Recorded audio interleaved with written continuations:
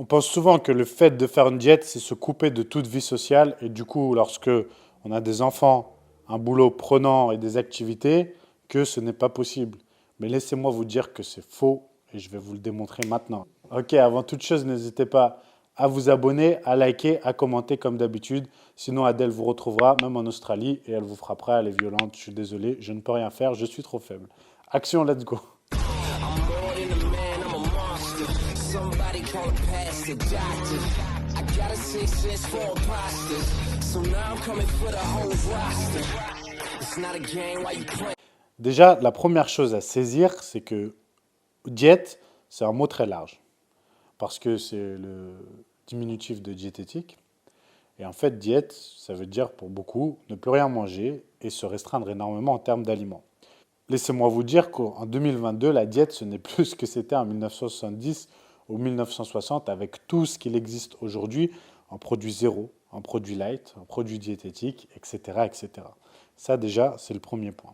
Ce qui veut dire que faire une diète peut vouloir dire manger sainement, manger de tout et simplement avoir un plan défini pour atteindre un objectif. Et en soi, c'est mieux parce que tout dans la vie est comme ça. Si vous avez un but précis, avec un plan précis pour y arriver, que vous savez vous adapter au fur et à mesure, eh bien, vous allez y arriver. Et justement, c'est ça, une diète et une vie sociale, c'est avoir un plan précis et ensuite adapter ce plan précis à sa vie sociale et à tous les événements qu'il va y avoir autour. Donc, c'est adapté au repas de famille, c'est adapté aux sorties éventuelles professionnelles ou personnelles, restaurants, mariages, etc. Tout ce qui peut arriver, les vacances et tout ça. Et pour ça, vous pouvez soit faire appel à un professionnel, comme on fait nous depuis plus de 10 ans chez AW Coaching, ou bien gérer seul. Et dans ce cas, cette vidéo est faite pour vous si vous ne prenez pas un coaching. Et même si vous en prenez un en soi, ça vous aidera. Donc on y va avec les principales astuces maintenant qu'on a planté le décor. Let's go. Déjà, la première chose, c'est de voir l'alimentation sur la journée et non pas sur un moment précis. Parce que si vous vous mettez martel en tête à vous dire, OK, j'ai ce programme, je dois manger ça à telle heure et pas à une autre heure, telle quantité, comme ci, comme ça, vous n'allez plus vous en sortir. Et en fait, le moindre imprévu dans votre vie va vous massacrer psychologiquement parlant. Vous allez avoir l'impression de tout avoir foutu en l'air. Vous allez opter pour le foutu pour foutu, faire n'importe quoi. Et là, c'est catastrophe. Effectivement, vous avez l'impression que ce n'est pas possible juste parce que vous avez la mauvaise vision des choses et vous vous mettez trop de pression.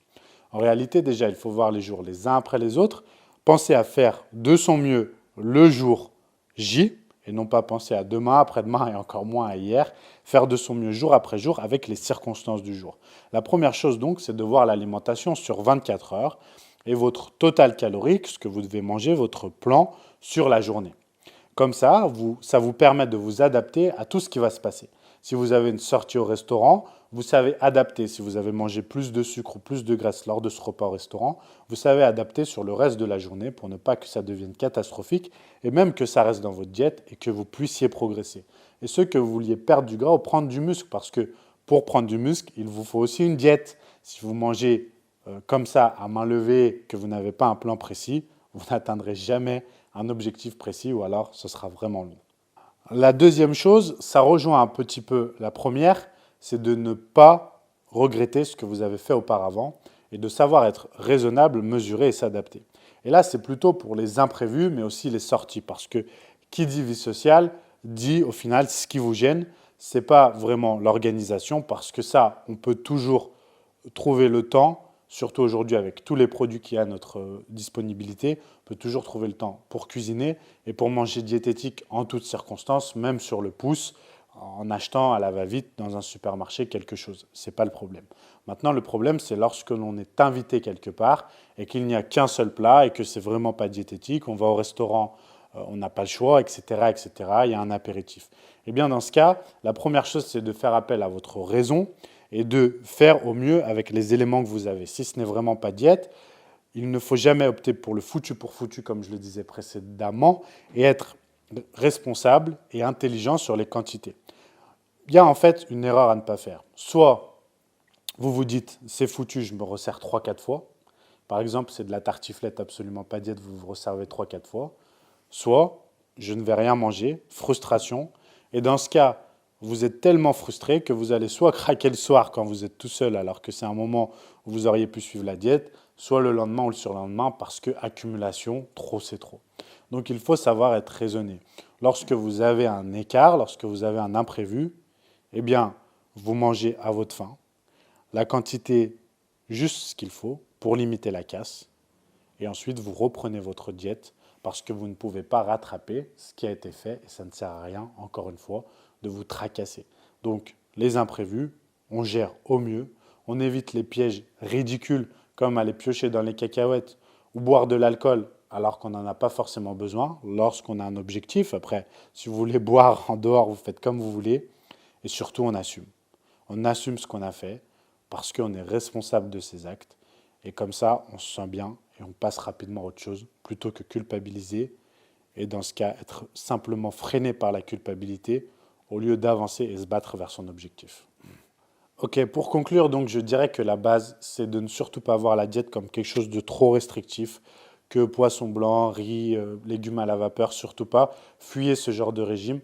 Bien sûr, vous devez éviter les aliments transformés, la junk food et ce genre d'aliments au maximum, c'est logique. Mais en fait, l'erreur, c'est que vous pouvez manger exactement comme vos enfants, comme votre famille, cuisiner pour tout le monde, tout en suivant votre diète. Vous allez adapter, vous, vos portions, vos quantités, mais ce sont des aliments qui sont bons pour tout le monde.